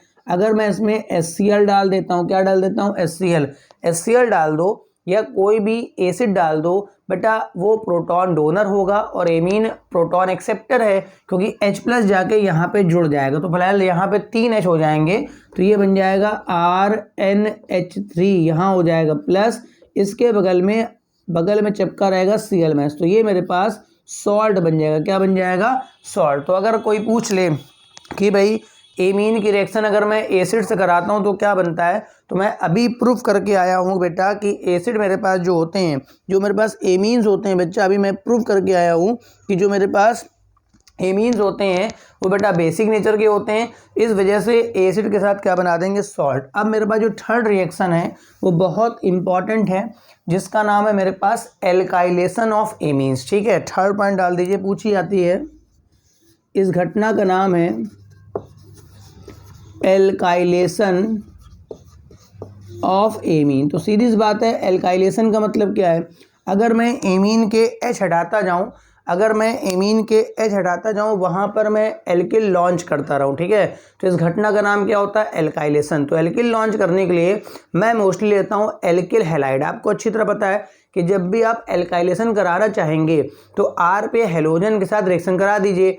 आर हेलोजन में क्या होता है? हेलोजन एक बढ़िया लीविंग ग्रुप होता है, तो निकल जाएगा और आर को छोड़ जाएगा। तो देखो भाई, अगर मैं प्राइमरी एमीन से स्टार्ट करता हूँ तो वो मेरे पास प्राइमरी एमीन इस तरह से मैंने लिख लिया, ये इनके पास लोन पेयर, ठीक है, तो इसको मैं RX दूंगा। देखा जाए तो ये रिएक्शन मैं पहले बता चुका हूँ एमीन्स के प्रिपरेशन में। अब बताइए, यहाँ पर इलेक्ट्रॉन हेलोजन विड्रा करेगा, हेलोजन एक अच्छा लीविंग ग्रुप भी होता है बेटा, तो यहाँ पर निगेटिव आएगा, यहाँ पर क्या आएगा? पॉजिटिव। एन अपने लोन पेयर से अटैक करेगा, X को बाहर कर देगा, ये X माइनस यहाँ से जब H प्लस ले जाएगा तो फिर से लोन पेयर उसको मिल जाएगा जो इसने खर्च करा, ठीक है। ये X माइनस जब यहाँ से H प्लस निकालेगा ना तो इसको फिर से लोन पेयर मिलेगा, तो क्या बन जाएगा? R N पे एक और R और एक H। देख सकते हैं आप, सेकेंडरी एमीन बन गया। क्या बन गया बेटा? Secondary amine. ये सेकेंडरी एमीन फर्दर RX पे अटैक करेगा, ठीक है, फर्दर करेगा तो ये लोन पेयर मैं इधर बना लेता हूँ, कोई दिक्कत नहीं, यहाँ पे अटैक करेगा, X को बाहर भेज देगा, फिर से एक HX निकल जाएगा और मेरे पास अब की बार बन जाएगा टर्सरी एमीन, ठीक है। जो बच्चे पढ़ने लिखने वाले हैं उनको मैंने बता रखा था कि बेटा अगर आपने RX ले रखा है तो RX काफ़ी रिएक्टिव कंपाउंड है, N का लोन पेयर फिर से अटैक करता है, X माइनस बना देता है बेटा क्वाटर्नरी अमोनियम सॉल्ट। मतलब क्या बनेगा? आपका R4 हो जाएगा, N पे प्लस हो जाएगा और इसके बाद बच्चा क्या चिपकेगा? X माइनस, ठीक है। तो अगर कोई पूछ दे कि बेटा एमीन्स का एल्काइलेशन कराना है तो फाइनली आपकी जो रिएक्शन स्टॉप होगी वो बेटा क्वाटर्नरी अमोनियम सॉल्ट। अगर आप यहाँ पर चाहे R के बदले मेथिल लेके कर लें और चाहे R के बदले आप एथिल लेके कर लें, सब में यही रिजल्ट आएगा, ठीक है। अब मेरे पास देखो, मैं जनरलाइज पढ़ाता हूँ, R लेके पढ़ाता हूँ ताकि मैं R के बदले कोई भी ग्रुप वहाँ पे लगा सकूँ, ठीक है। अगर मैं मेथिल लेके पढ़ा देता हूँ तो बच्चा फिर मेथिल कोई दिमाग में रखता है, फिर एथिल वाला नहीं करता, ठीक है। अब मेरे पास 4th नंबर पे आ रहा बच्चा कि अगर हमें एसाइलेशन कराना है, ठीक है, क्या कराना है बेटा? एसाइलेशन कराना है, ठीक है, बड़े इंपॉर्टेंट रिएक्शन हैं। तो 4th नंबर पे है ACYLATI1, एसाइलेशन कराना, ठीक है। देखो भाई, अगर आपको नहीं पता, आपने प्रीवियस लेक्चर देखे जरूर होंगे, तो मैं बता दूं, एसाइलेशन कराने के लिए मेरे पास 2 कंपाउंड हम लोग इस्तेमाल करते हैं। एक हम लोग एसिटिल क्लोराइड का इस्तेमाल करते हैं और दूसरा हम लोग इस्तेमाल करते हैं एसिटिक एनहाइड्राइड का। मतलब जब भी कभी एसाइलेशन कराना हो तो हम 2 कंपाउंड इस्तेमाल करते हैं। एक हम लोग इस्तेमाल करते हैं एसिटिक एनहाइड्राइड और दूसरा हम लोग इस्तेमाल करते हैं बेटा एसिटिक एनहाइड्राइड एसिटिल क्लोराइड, ठीक है। तो देखो भाई, सिंपल सी बात है, अगर मैं ये लेता हूँ CH3 C double bond Cl, इसका नाम आपको अच्छी तरह पता होगा एसिटिल क्लोराइड। खास बात इसमें क्या है कि ये Cl बहुत अच्छा लीविंग ग्रुप यहाँ पर होता है, ये अच्छा इलेक्ट्रोफाइल होता है, ठीक है। अब मैं जब इसको प्राइमरी एमीन दूंगा, कौन सा एमीन दूंगा? Primary amine. तो प्राइमरी एमीन का मतलब मैं ऐसे लिखूंगा H, उसके बाद NH और R, तो मैंने प्राइमरी एमीन दे दिया। अच्छा, नाइट्रोजन के पास लोन पेयर होगा तो सीधी सी बात है, ये यहाँ अटैक करेगा, Cl बाहर निकलेगा, Cl अपने साथ एक H लेके जाएगा और NHR यहाँ पे लॉन्च हो जाएगा। या मैं ऐसे बोल दूं कि जो एसिल ग्रुप है, एसिल ग्रुप वो जाके वहाँ लग जाएगा। तो ये मेरे पास बन जाएगा CH3 ऐसे रहेगा, C डबल बॉन्ड O, देखो ये ग्रुप तो इतना हो गया, बाकी एक HCl निकलेगा, बाकी जुड़ेगा मेरे पास NHR, ठीक है। NH पे क्या जुड़ेगा? R। इसका मेरे को नाम भी लिखना है। अच्छा ये बताइए, अगर मैं R के बदले H लगा देता, बताइए अगर मैं R के बदले H लगा देता तो इसका नाम होता एसिटामाइड। क्या नाम होता है बेटा? एसिटामाइड। मगर आप देख सकते हैं नाइट्रोजन पे एक एल्किल आ चुका है, तो मैं बोलूँगा N पे एल्किल और फिर बोल दूंगा एसिटामाइड। बात समझ में आ रही है? इसका नाम ऐसे रटना नहीं है। आप देखिए, एसिटामाइड का डेरिवेटिव है जो एक एल्किल लेके आया हुआ, ठीक है। अच्छा, आपकी ये रिएक्शन सेकेंडरी एमीन से भी हो सकती है, ठीक है, क्योंकि सेकेंडरी एमीन में भी आपका एक H होता है, ठीक है। तो सेकेंडरी में क्या होगा? H होगा, इस वाले N पे दोनों R लगे होंगे, कोई दिक्कत नहीं है, ये लोन पेयर है। देखो जब तक यहाँ H होगा तब तक एल्काइलेशन हो जाएगा। अब बताइए, ये यहाँ अटैक करेगा, Cl बाहर भेज देगा, फाइनली क्या हो जाएगा? CH3 C double bond O, N पे आपके 2 R लग जाएंगे, सही है।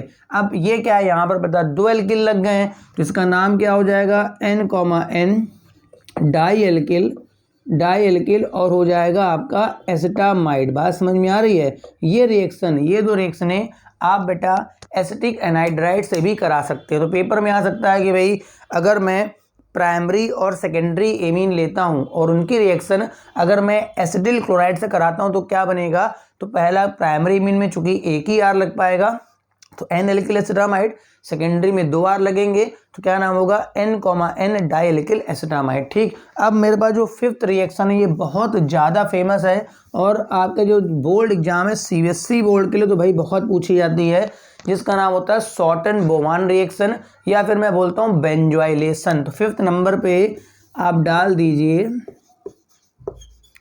बेंजोइलेशन। देखो भाई सीधी सी बात है, अगर मेरे पास कहीं पर आर लॉन्च होता है, क्या लॉन्च होता है? आर, तो मैं बोलता हूँ एल्काइलेशन। ठीक है, अगर मेरे पास कहीं पर आर पे CO लॉन्च होता है तो मैं क्या बोलता हूँ? एसाइलेशन। ठीक है, अगर मेरे पास यही मैं AR कर दूँ, AR, ठीक है, तो ये बेंजोइल ग्रुप होता है। ये एल्किल है, ये एसिल है, ये बेंजोइल है, तो यहाँ पर मैं बोलूँगा बेंजोइलेशन। यहाँ क्या बोलूँगा बच्चा? बेंजोइलेशन। और जब भी किसी भी रिएक्शन में बेंजोइलेशन होगा तो उस रिएक्शन को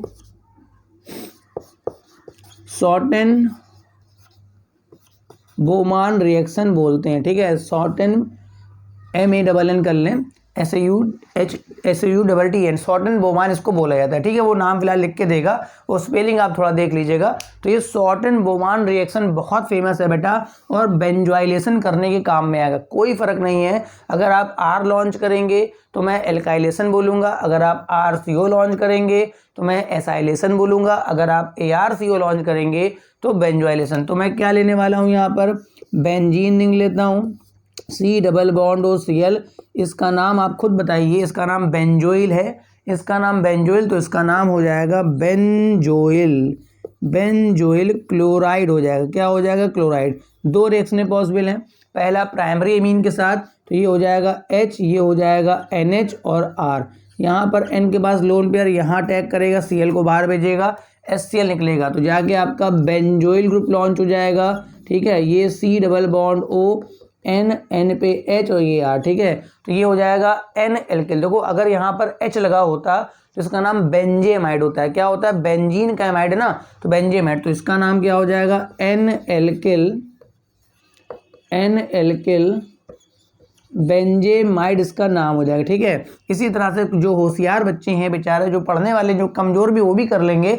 आप इसका सेकेंडरी एमीन से कराएंगे तो इसका प्रोडक्ट आप बना लीजिएगा, बहुत आराम से हो जाएगा। ठीक है, बिल्कुल ऐसे रिएक्शन होगी, बस इतना अंतर है कि यहाँ पर बेटा 1 आर लगा है, वहाँ पे कितने आर लगेंगे? 2। बहुत फेमस रिएक्शन है शॉर्टन बोमान, SAUTTEN, शॉर्टन बोमान रिएक्शन के नाम से बेटा ये फेमस है। ठीक है, अब मेरे पास छठवीं रिएक्शन बहुत इंपॉर्टेंट आ रही है बेटा, एमीन की बेटा 6 नंबर वाली रिएक्शन बहुत फेमस है, जो आप लोग एक बार मिससे क्लोरोफॉर्म में पढ़ भी चुके हैं, जिसका नाम है कार्बिल एमीन रिएक्शन। ये आप रफ कर दीजिएगा ऊपर से, तो ये हो जाएगा कार्बिल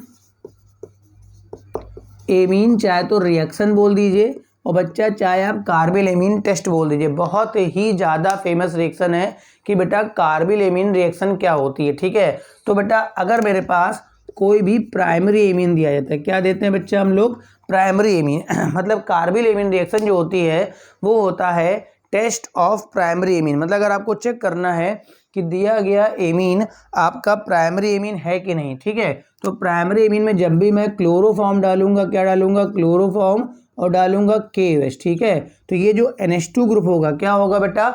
NH2 ग्रुप ये हमेशा NC में कन्वर्ट हो जाएगा। ठीक है, मतलब जहाँ NH2 होगा वो आपका बन जाएगा NC ग्रुप, मतलब ये हो जाएगा R और ये हो जाएगा NC। ठीक है, बाकी आप बैलेंस कर लीजिएगा, KCl प्लस वाटर यहाँ निकल जाता है। ठीक है, 3 इसके मोल्स इस्तेमाल होते हैं। ठीक है, तो ये तो सीधी बात 3 KCl, बाकी वाटर आप बैलेंस कर लीजिएगा।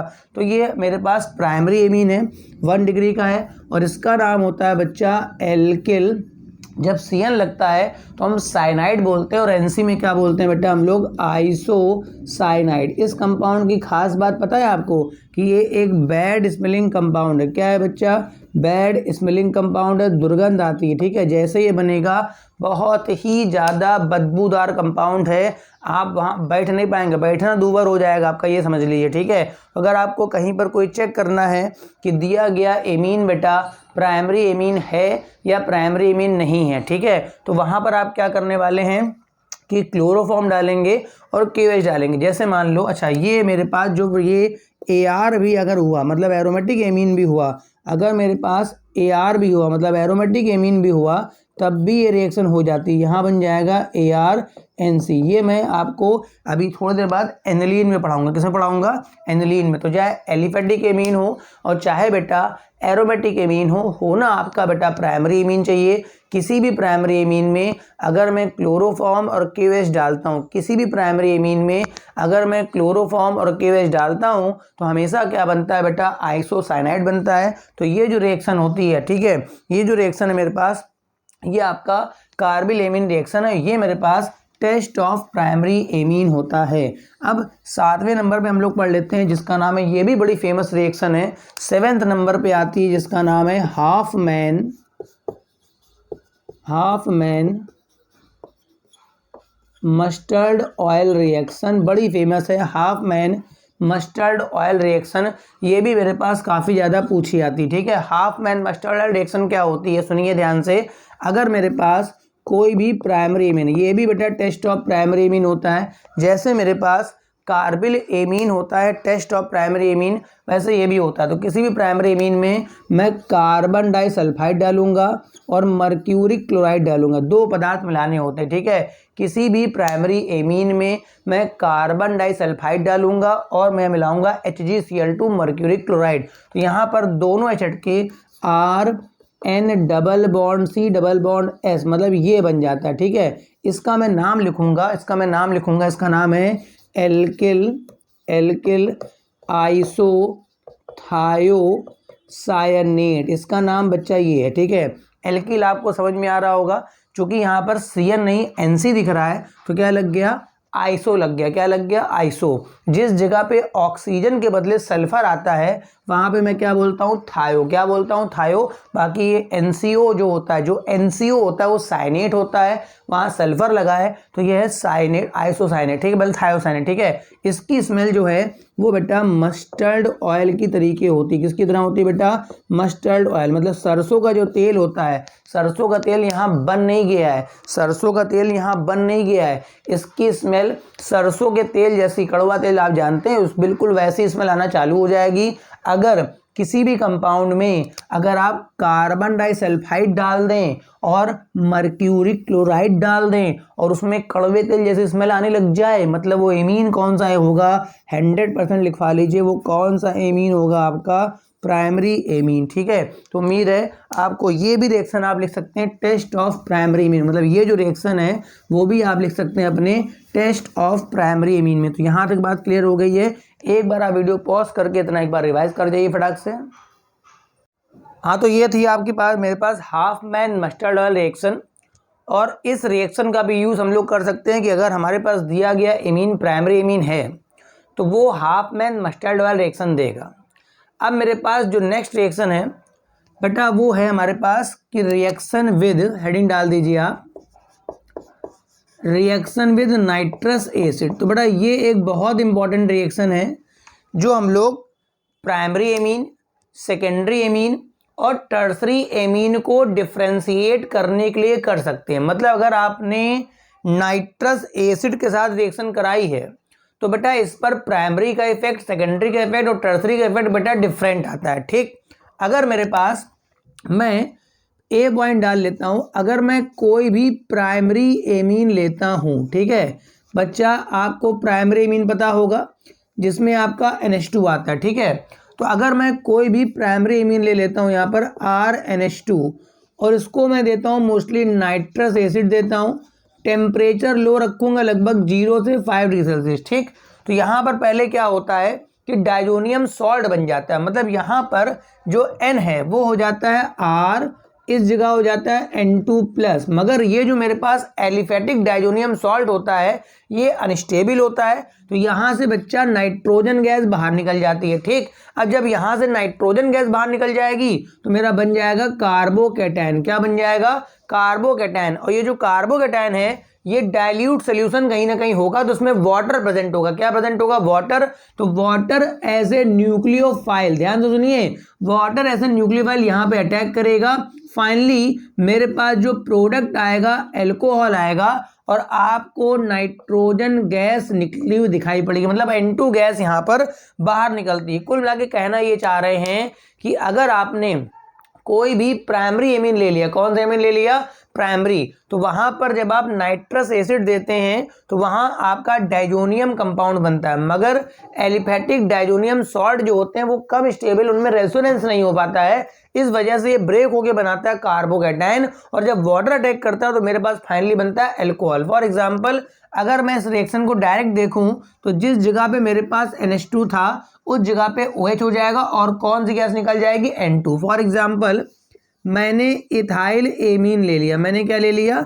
इथाइल एमीन ले लिया। ठीक है, अगर इसको मैं देता हूँ HNO2 देता हूँ और टेम्परेचर देता हूँ 0 से 5। देखो भाई, जो नाइट्रस एसिड होता है वो एक अनस्टेबल कंपाउंड होता है एट रूम टेम्परेचर, तो इसे स्टेबलाइज करने के लिए मेरे को टेम्परेचर लो चाहिए होगा, तभी इतने कम ताप पे रिएक्शन होगी। फाइनली यहाँ पर आपका NH2 हट जाएगा बच्चा और आपका जो बनेगा इथाइल अल्कोहल बन जाएगा। बात समझ रहे हैं? मतलब आपका जो एथिल एमीन था वो कन्वर्ट हो गया इथाइल अल्कोहल में, प्लस इस रिएक्शन के बाद N2 गैस निकल जाएगी। मतलब अगर आपके पास कोई प्राइमरी एमीन है, तो अगर आपके पास कोई प्राइमरी एमीन है बेटा, तो इस रिएक्शन के बाद अल्कोहल बनेगा, और जो सबसे इंपॉर्टेंट बात है वो बेटा कौन सी गैस निकल जाएगी तुम्हारे पास? Nitrogen gas. ठीक, तो ये तो मेरे पास प्राइमरी एमीन पर मेरे पास HNO2 का इफेक्ट हो गया। अब हम लोग बात करते हैं कि भैया मेरे सेकेंडरी एमीन पर, भैया मेरे सेकेंडरी एमीन पर HNO2 का इफेक्ट क्या होता है। ठीक है ना,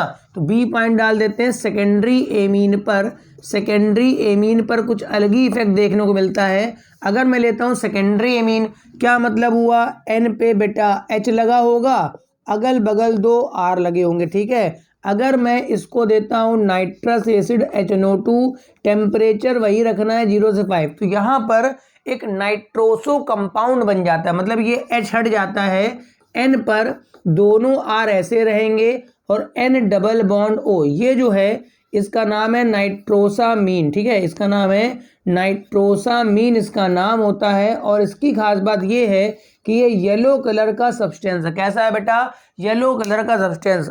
अगर मैंने किसी amine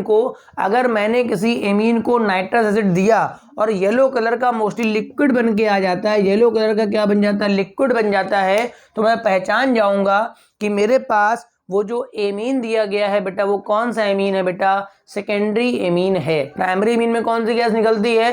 N2 gas. Secondary amine में येलो कलर का नाइट्रोसामाइन बनता है। ठीक है, इसी में मैं लिख लेता हूँ C पॉइंट। अगर मेरे पास बच्चा टर्सरी एमीन है, अगर मेरे पास टर्सरी एमीन है तो यहाँ पर जब मैं इसको HNO2 देता हूँ तो केवल एक सॉल्ट बन के रह जाता है, मतलब केवल सॉल्ट बन के रह जाएगा, ये एसिड और ये बेस, क्योंकि यहाँ पर हाइड्रोजन तो कहीं है नहीं, तो ये H+ जाके यहाँ जुड़ जाएगा लोन पेयर पे। ये लोन पेयर डोनर है, लोन पेयर एक्सेप्टर, तो N पर 3 R रहेंगे, प्लस हो जाएगा H हो जाएगा, इसको हम बोल सकते हैं अमोनियम और इसको बोल सकते हैं नाइट्राइट। तो इसका नाम मैं बोल रहा हूँ, 3 एल्किल लगे हैं, तो मैं बोल सकता हूँ बच्चा ट्राई के बाद एल्किल बोल दिया। ट्राई एल्किल समझ में आ रहा है? फिर मैं बोलूँगा अमोनियम बोल दूंगा। क्या बोल दूंगा बच्चा? अमोनियम। और आखिरी में चिपका दूंगा नाइट्राइट। क्या चिपकाऊंगा? नाइट्राइट। अगर ये कंपाउंड बन के आ गया इस तरह से, कोई सॉल्ट टाइप का बन के आ गया, ये प्लस और ये माइनस होगा, तो मैं बोलूँगा वो जो एमीन होगा वो आपका कौन सा एमीन होगा? Tertiary amine. तो अगर आपसे कभी पेपर में आ जाए, अगर पेपर में कभी आ जाए कि भैया प्राइमरी, सेकेंडरी और टर्सरी एमीन को आप डिफ्रेंशिएट कैसे करेंगे, तो आप इस रिएक्शन की हेल्प से बड़े आराम से तीनों में डिफ्रेंशिएट कर सकते हैं। प्राइमरी एमीन में HNO2 देने पर N2 गैस निकलती है, सेकेंडरी एमीन में येलो कलर आता है और टर्सरी एमीन में आपका सॉल्ट टाइप का कंपाउंड बन जाएगा। ठीक है, अब मेरे पास नेक्स्ट एक रिएक्शन है, बड़ी इंपॉर्टेंट है, जिसको मैं यहाँ पर बताने वाला हूँ। जितनी भी एमीन्स की रिएक्शन है बड़े इंपॉर्टेंट है।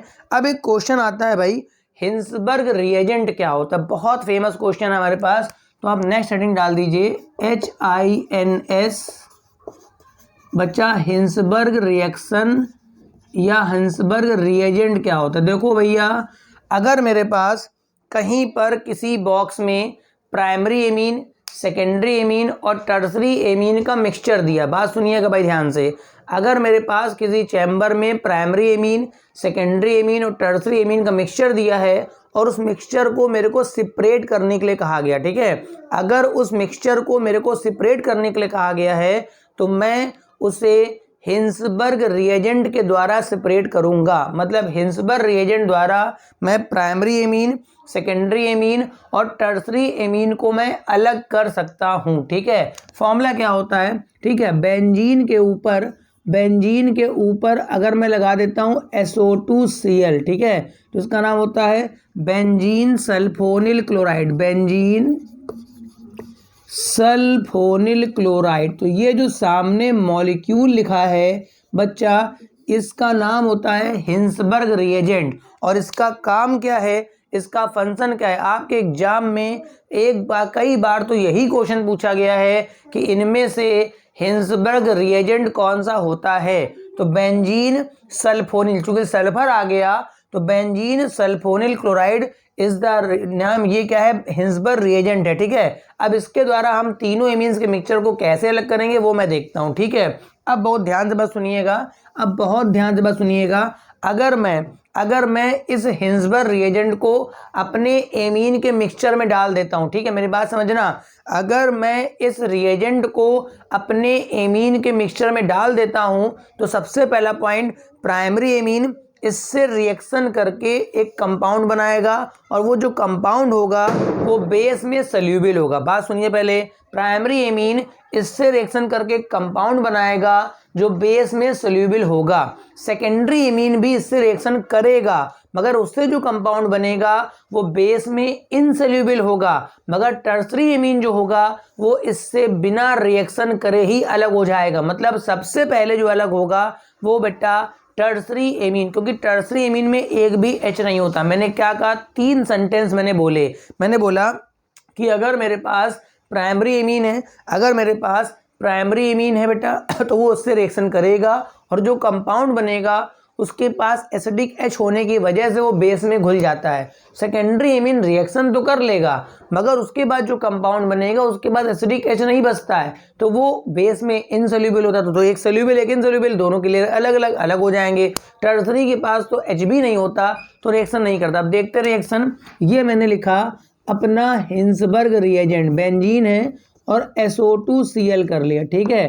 प्राइमरी एमीन के पास अब जानते हैं कि 2 हाइड्रोजन होते हैं, तो पहला H मैंने ऐसे लिखा, फिर लिखा मैंने NH और R। अब देखिए यहाँ पर क्या हुआ, ये बेटा HCl निकल गया। क्या निकल गया बेटा, HCl। जब यहाँ से आप देखेंगे HCl निकलेगा तो देखो ये आपका कंपाउंड जो बनेगा उसमें क्या होगा, बेंजीन आपकी बच्चा ऐसे रहेगी, SO2 को मैंने डबल बॉन्ड हो करके लिख लिया और N पर आप देख सकते हैं एक H बचा है। आप देखिए N पर एक H बचा है और ये मेरे पास R। अब देखिए ये जो H है ये एसिडिक नेचर का होगा। कैसा होगा, एसिडिक। तो ये जो मैं इसमें बेस डाल दूंगा KOH, तो ये माइनस का वाटर मतलब बेस में घुल जाएगा क्योंकि ये एसिडिक है, सॉल्ट बना के उसमें पड़ा रहेगा। मतलब क्या बनेगा, देखिए ये मेरे पास बेंजीन ऐसे रहेगी, SO2 को मैंने ऐसे कर लिया, यहाँ से H+ निकला तो नाइट्रोजन पर आपका नेगेटिव चार्ज बगल में हो गया K+ और ये आपका लगा रहेगा R। तो ये